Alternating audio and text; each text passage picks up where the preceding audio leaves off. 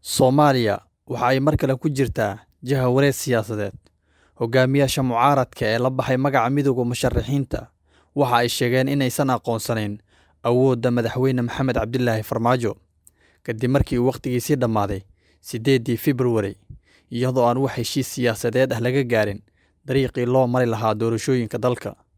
Dhibaatooyinka siyaasadeed ee soo wajaha Soomaaliya iyo sida ay u xalliso waxa ay saameyn weyn ku yeelan doonaan dalka iyo sidoo kale dalalka deriska la ah ee Kenya iyo Ethiopia.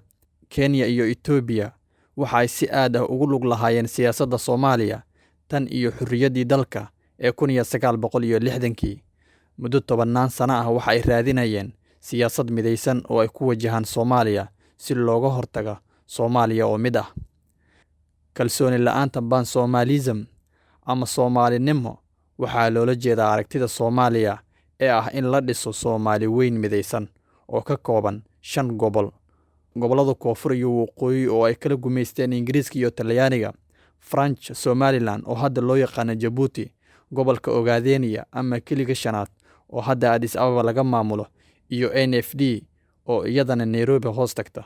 Sanadihii ugu horreeyay ee xurriyadda, Soomaaliya waxa ay dagaallo ku qaaday deriskeeda si ay madax bannaani ugu raadiso dhammaan dhulkaasi ka maqan, taasoo keentay in Ethiopia iyo Kenya ay kala saxiixdaan heshiis difaac oo labada dhinac ah, kaasi oo ay ku difaacayaan deegaanadooda waa sida ay ku dabooleen balse aan saxda ahayn.